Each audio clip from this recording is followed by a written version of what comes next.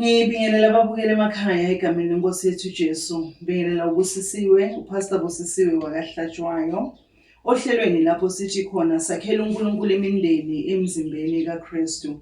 Angambi ngingedwa ke, ngihamba nendodakazi yami enkosini, bengicela naye ibingelele. Ngiyabingelela igama lami uFezile. Ithanda zezulu namhlanje ke nendodakazi yami sikhuluma ngesihloko esithi ukuthethelela. What a very big challenge for abantwana bakaNkulunkulu esikhathini esiphila kuso. It's an amazing thing ukuthi siphila namhlanje sizibiza ngabantwana bakaNkulunkulu, yet on the other side sinenkinga thina ukuthi sikwazi ukuthethelela abanye abantu. Manje ke sifuna ukubheka indaba yethu ukuthi lithini izwi ngendaba yokuthethelela, ngoba emhlabeni esiphila kuwo Fezile siphila nabantu abathi bahamba bekholwa baye enkonzweni, kodwa umuntu akutshela ukuthi mina ngiyoze ngife uzibani ngingakamqoleli, ngiyoze ngife kwenzeka lokhu naloku. Umbuzo bese uthi lisalaphi izwi if thina ngokwethu singakwazi ukuthethelela. Inkinga vele kakhulu ngoba uthola umuntu athi nanoma ngithethelele kodwa ngeke ngiphinde ngikhohlwe. And the amazing part ukuthi angeke akhohlwe, kodwa uJesu wathi ngiyonithethelela iphambeko zenu ngiphinde futhi ngikhohlwe yizo, angikuzikhumbula iphambeko zethu. And into eba yi-challenge kakhulu endabeni yokuthi umuntu angakhohlwa ukuthi ayigcini kuphela ngokuthi angakhohlwa, but kuthi makuvela leyo muntu it trigger back the memory, it trigger back the pain, so ikwenza ube se prison kanti wena ungaphandle ukhululekile. Instead sokuthi ukhululeke every time the person aqhamuka noma show up, then you are stuck again on the very same situation. Net ngegama elithi angeke nize ngikhohlwe. The fact ukuthi angeke ukhohlwe kusho ukuthi you are not willing to let go. But before we go further, let's check umbhalo ukuthi uthini. Let's look at the book of Matthew, Matthew 6 verse 14 to 15. We'll quickly look in the book of Matthew, sifunde verse 16, sifunde futhi no verse 14. So yeah, lifundeka ngalendlela. Lithi uMatthew 6 verse 14 uthi ngokuba uma nithethelela abantu iziphambeko zabo, noyihlo wasezulwini uyakunithethelela nani. Ngeke uma ningathetheleli abantu iziphambeko zabo, noyihlo akayikunthethelela iziphambeko zenu. So you can learn Fezile now ukuthi uJesu uthi makakhuluma abatshela abafundi bakhe uthi uma nithethelela abantu iziphambeko zabo, noNkulunkulu uyonithethelela. Kodwa uma ningafuni ukuthethelela abantu, ayikho indlela yokuthi uNkulunkulu angeke akwazi ukunithethelela.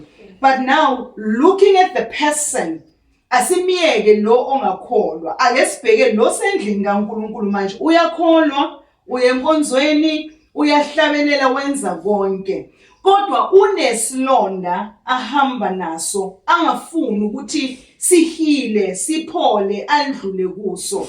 Usizakala kanjani umuntu onjalo? Ngoba manje lithi izwi lenkosi if ungakholeli nawe angeke uthethelele. That's what Jesus is saying ukuthi uma ungathetheleli nawe ngokwakho awungeke uqolele. The parable of the unmerciful servant, la uJesu athi kwakumele sithethelele 490 times.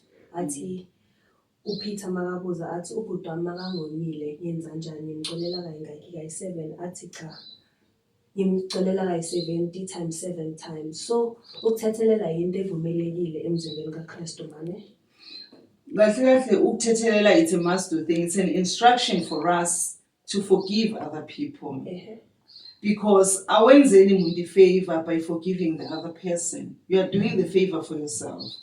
Kahle you are helping yourself, not the other person. Ngoba yena the person sometimes uye ubona ukuthi kuyenzeka umuntu akulimaze angakaqondi and uthole ukuthi akabonanga, and the person will just walk away, and wena ulimele on the other hand, yet lo yamuntu akasi away.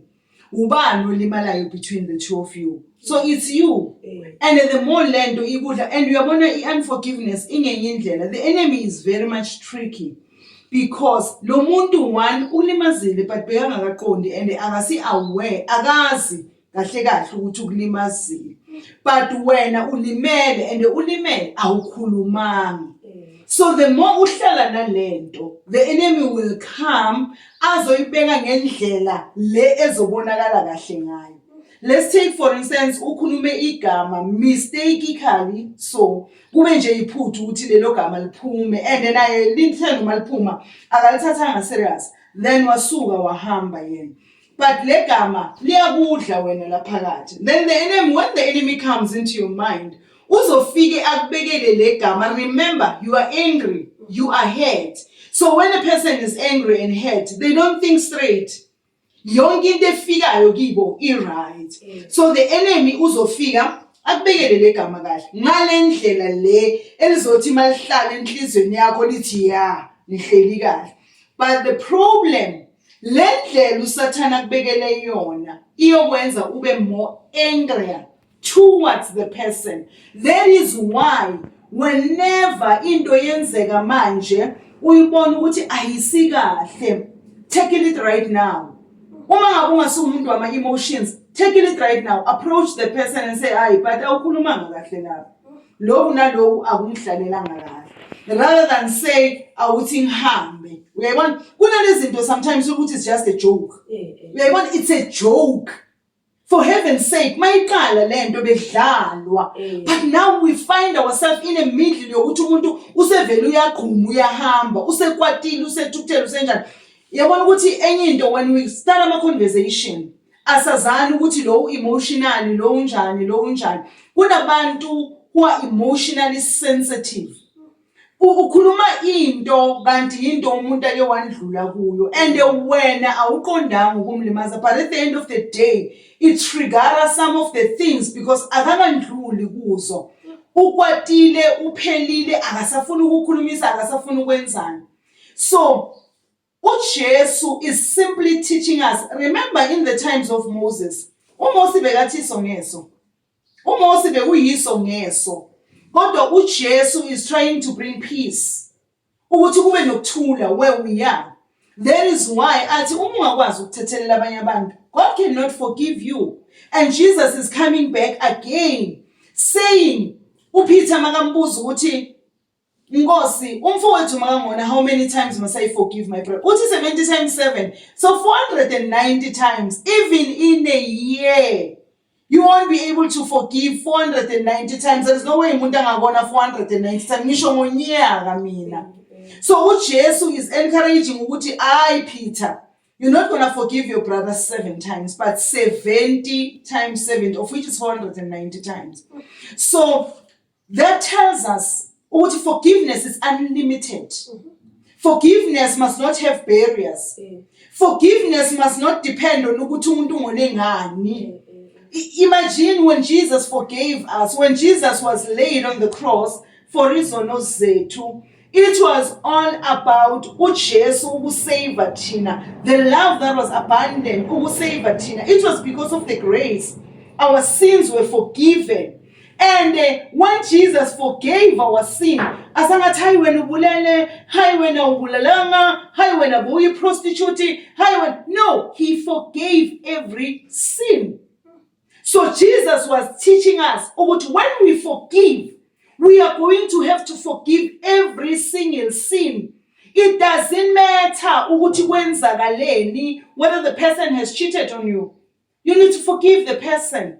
Whether you went through a rape, you need to forgive the perpetrator, because lento yenzekile, but ungamxoleli, you will never be able to move on. We are one of the painful thing about the forgiveness that I have seen. It puts you in a prison ongekho prepared for yona. It makes you to close the doors, to close the windows, you make sure you are in a closed environment where you don't want to see people. So iyakupunisha, ayipunishi lo muntu owenze lento, but it punishes you engamelanga ukuthi ikupunishe. And for it ukuthi ibe effective ikwazi ukupunisha, fanele uSathane athumbe your mind.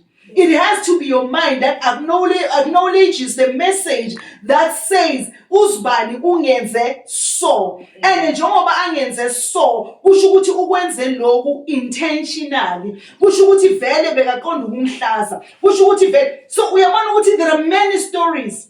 When we are angry, then we're opening the door for the enemy. That is why the Bible tells us ukuthi thukuthela kodwa ungoni.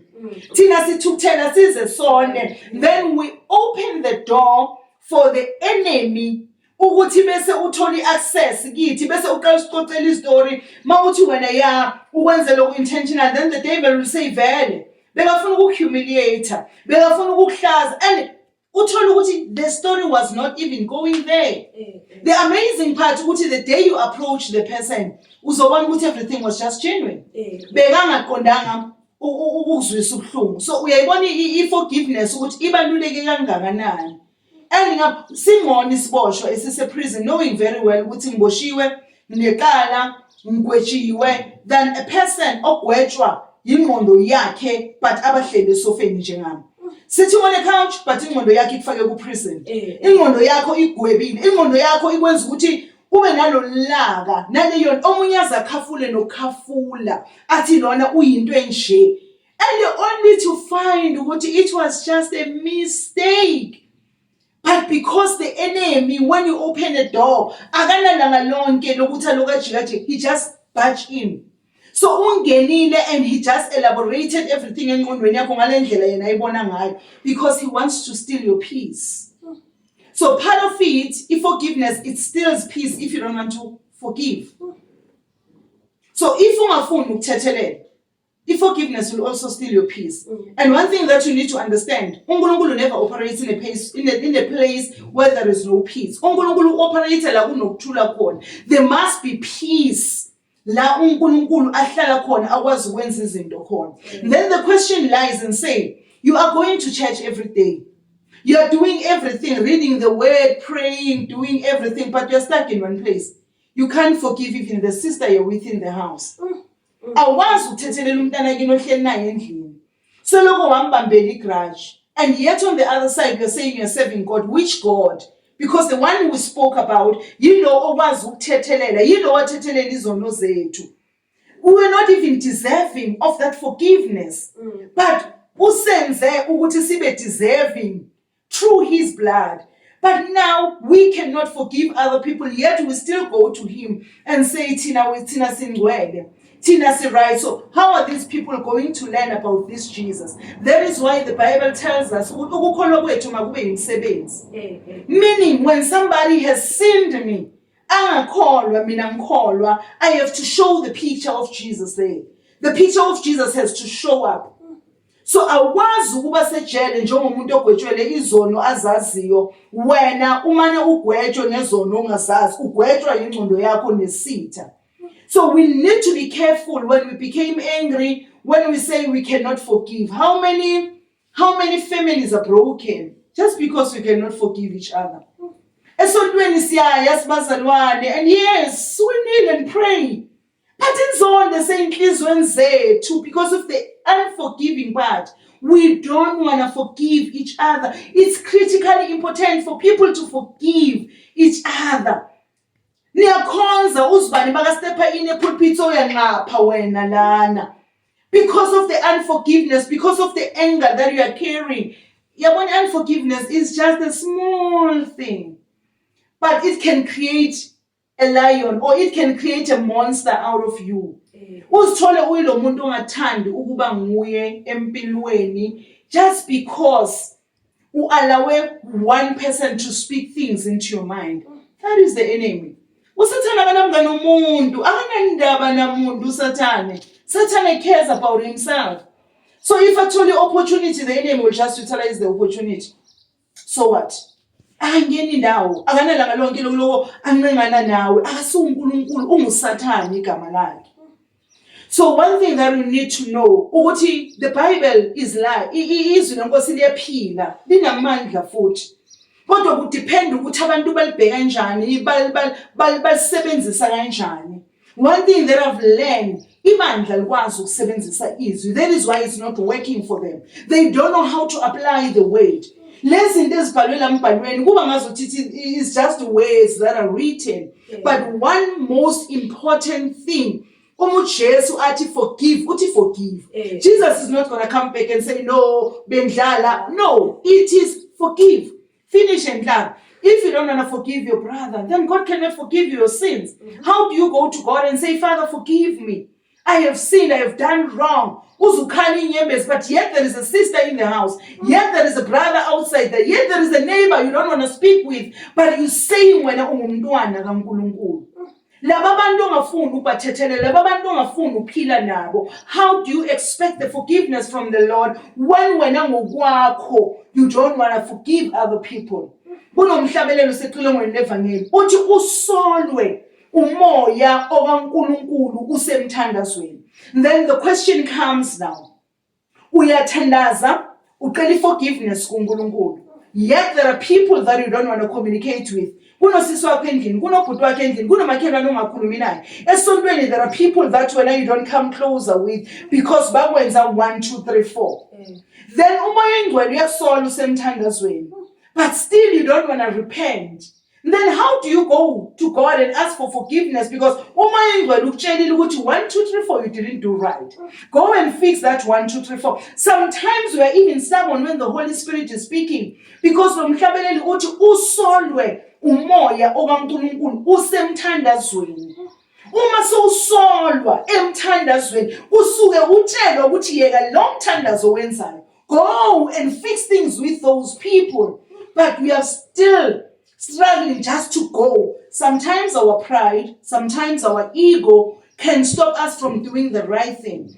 And when our pride and ego stop us from doing the right thing, then they prevent us from coming closer to the Lord. Amen. So it is a very big challenge. Ukuba umntwana kaNkulunkulu, but cannot forgive. Forgiveness and God is one thing. You cannot separate the two. Forgiveness and God.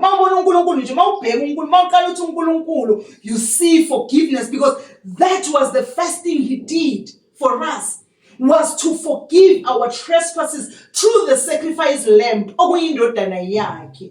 So how can we separate forgiveness? God is all about forgiveness. Forgiveness, forgiving.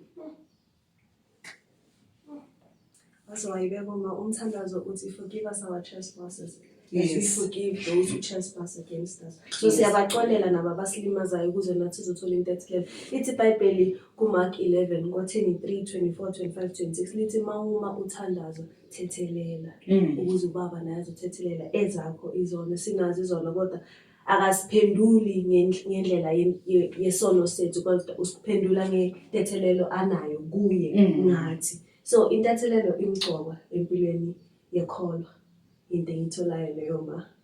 And you know, there is this part that I love so much in the Bible where Jesus says, Uma uthi yonikela and you remember uthi you didn't fix things with uthi unganikeli. Put that offering there, go and fix things, come back and offer. The question is, how many people ama-offerings wabo were affected because of your offering oyilethe wena unentukuthelo nomunye umuntu kodwa ungakwazanga ukulungisa. Ngisho sowukhumbulile knowing very well ukuthi mina nomamami we didn't do things. Mina nomamami nje asifunani. You know what? You look at social media, you see a lot of things abantu abazikhulumayo. Then that's why you realize ukuthi abantu abangamqondi uKristu, abantu abangaliqondi ivangeli ukuthi masikhuluma ngevangeli liyini. So they don't understand the gospel. That is why uJesu uthi uma uke wakhumbula, don't offer. Ungathathi umnikelo ufake. There is a reason why you must not put your offering there. Then lithi izwi lenkosi buyele emuva. Go and fix things with your brother. Go and fix things with your mom. Go and fix things with your neighbor. Go and fix things with whoever olwa naye noqabene naye nomthukuthelele. Then masenilungisile, come back. Put your offering because now it is what? It is clean. So you can just imagine, sometimes we look at people and say, yo, but abantu bayanikela. But imnikelo yabo isebenza is because of such offerings that are going into the house of the Lord, umuntu afika ofare, knowing very well ukuthi uthwele intukuthelo that is unlimited. Then one thing that people don't know, ukuthi empilweni impilo is more spiritual, and when life is more spiritual, imali is spiritual also. So when it goes along, if uthatha imali, it carries your energy. So i-energy oyithwele manje in negative because ulwa nomama akho, ulwa nozibani. Kahle kahle wena so uzofuna ispace where uzothi mawuhleli uthi bonke labantu abangithandi. Bonke labantu abangithandi. But lento is started with a small simple thing. Small simple thing. Amongst those people kunomuntu okuzwise ubuhlungu but bekangasi aware. You have just assumed because of the burden oyithwele, anger, bitterness and everything. You need to let go. Empilweni if umuntu ongavami ukundlulisa izinto, you will die young because our stress and our depression, they come from that. So you can just imagine ukuthi uze ubulawe yi-stress, ubulawe yi-depression, and the language uyohlangana naye lo muntu uthi uyambuza ukuthi why did you do 1 2 3 4? Then the person tells you, but I never thought ukuthi uzokuzwisa ubuhlungu. Mase kayichaza facially you can tell ukuthi lo muntu mara lento uyayimina. So uyabona ukuthi mara all these years or all these months I have been angry for someone kahle kahle wenze iphutha. So uyabona ukuthi that is why you need to be sober and calm, approach izinto ngendlela ekahle. When someone hurts you, if you are angry, shift on a space, then come back sober. Umbuzo ukuthi hey man kunento engihlalelanga kahle. Lana la uthe ku so. Can you elaborate further what is going on here? Then the person will explain. Then to go back and assume ukuthi into is so. There's a problem here, just right there. Because it's an assumption, it's not the truth. Lithi iBhayibheli ungamzindleli umuntu. Lithi iBhayibheli ungamzindleli umuntu. And immediately umzindlela, there's a problem because ma umzindlela, but you are not even sure lento izindlayo ukuthi right. And that's where the enemy trips in, afika faka unyawo lwakhe, afika khulume into that is not supposed to say, but uzoyisho because abona inhliziyo yakhe ehlele eqeleni. Then akubhumbathela ukwate uzowenza amaphutha that are big and what at the end of the day mawuthi uyabheka yonke lento bengekho. So ukwata kwakho it was just a waste. That is why in life you cannot use every time when my emotions are no, don't allow your emotions to work like that. No. Your emotions cannot be like that. You must always be sober. Control your emotions. Because our emotions are yenzisana iphutha. So forgiveness is the way to go. You can't separate God and the forgiveness. God is all about forgiveness.